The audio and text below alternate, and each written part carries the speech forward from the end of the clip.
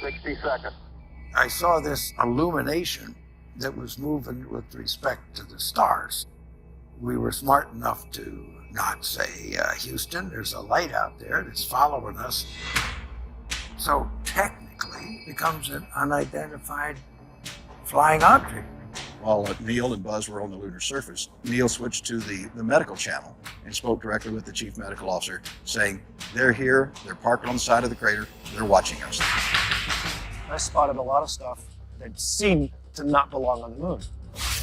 And it has very distinct features of a satellite dish. It's got the dish itself, the crater shape. It's got a long spike that appears to come out of the middle.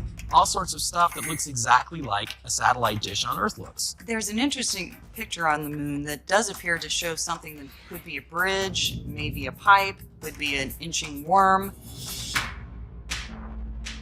I have no doubt that extraterrestrials could very well have populated or made structures on the far side of the moon. The reaction of numerous space defense officials was fear and astonishment. And it would make sense that governments and military agencies might well be quaking in their boots, wondering who's built these structures, where are they from, what do they want? There is one object that reminds people of a cooling tower from a nuclear power plant. Any species that could travel through the stars enough to put a base on the moon wouldn't have to blink before they could take care of us. The other thing that is inside this lunar module looks like a woman, and this is the alien that they recovered from the ship. There was a study done by the Brookings Institute in the early 1960s, so before NASA went to the moon. There was sort of this idea that if we were to have any kind of interaction with alien life form or intelligence, that maybe we should tell the public because the public might not be able to handle it. As the 45th anniversary of the Apollo 11 mission to the moon dawns, there are many mysteries about man's first lunar landing that remain unsolved. What did the astronauts actually encounter there? And what made NASA stop going back to the moon after Apollo 17? Is there evidence of an alien presence on the moon? And perhaps all around us? These startling photographs, recently discovered in NASA's official archive, were taken by the Apollo astronauts themselves. The gigantic artificial-looking structures they document, which have never been shown on television before, seem to defy simple scientific explanation. Could this be a nuclear power plant of some kind? A massive satellite dish trained on Earth?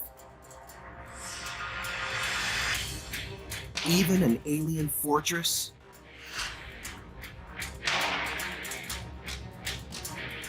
We took the pictures to some of the brightest people of our world, and nobody can say for sure what these structures represent.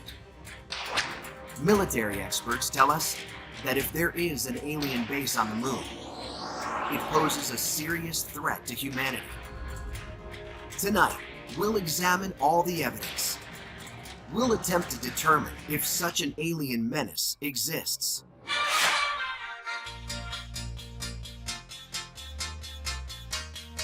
Habitation on the moon. We can visit other people with their habitation. We can keep track. If there's something very important to be developed from the moon, I'm not sure what it is right now.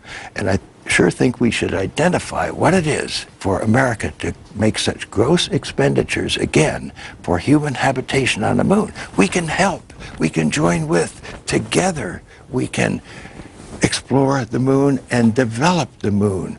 We should go boldly where man has not gone before. Fly by the comets, visit asteroids, visit the moon of Mars. There's a monolith there, a very unusual structure on this little potato-shaped object that goes around Mars once in 7 hours. When people find out about that, they're going to say, who put that there? Who put that there?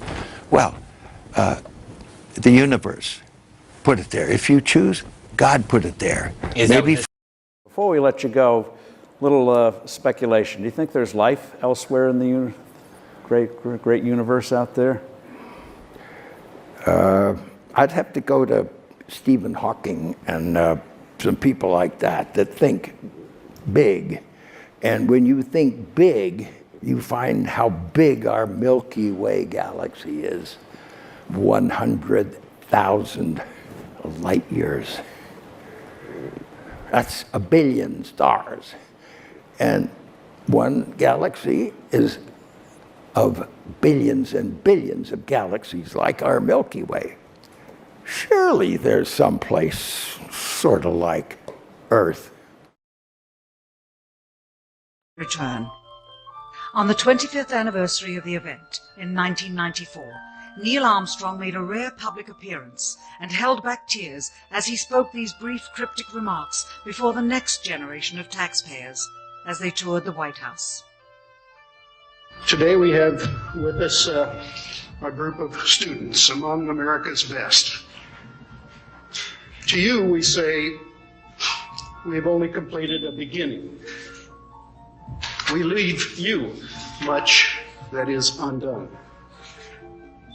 There are great ideas undiscovered, breakthroughs available to those who can remove one of truth's protective layers.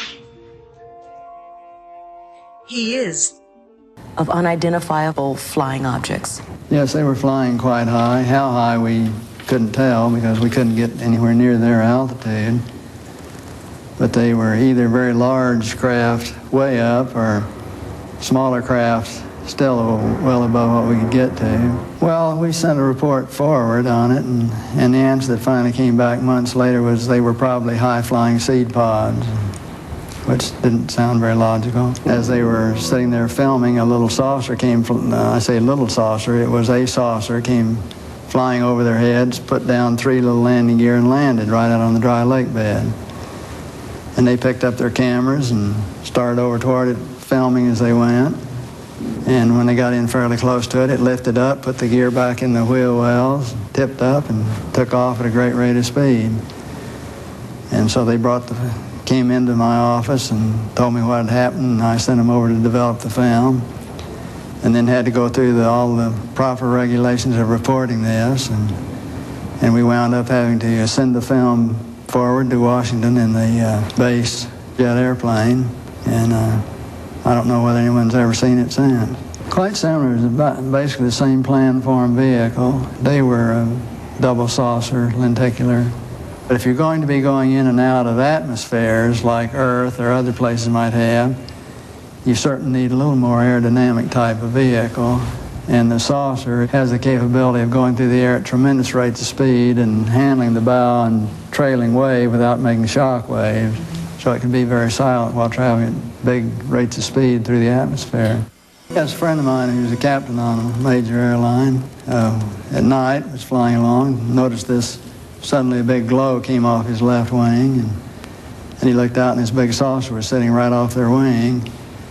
And so he turned slide toward and it moved away, and turned back and it moved back in position, and turned to his co-pilot and said, do you see what I see? And he said, oh God, yeah, I do. And it trailed along with him for quite a period of time, then tipped up, climbed very steeply away. Was on Jim McDivitt's Gemini 7 mission, where they saw this glint of something metallic off in the distance. And he reported, and nobody had it listed on the ground, so he tried getting a picture of it, but the sun, unfortunately, was glinting off of it so bright. All you got is just a glint. There was no detail on what it was, but never any further sighting at all on it. Well, the letter to the UN was in conjunction with a meeting that I had with Kurt Waldheim and the Security Council of the UN to try to encourage the UN to establish a committee to start comparing notes and data and information, and to really look into all of this from an unbiased, neutral point of view. I believe that these extraterrestrial vehicles and their crews are visiting this planet from other planets and are obviously a little more advanced than we are here on Earth. And are you saying that's exactly why governments have been trying to keep this information private, because of that obvious advancement? Very possibly, right.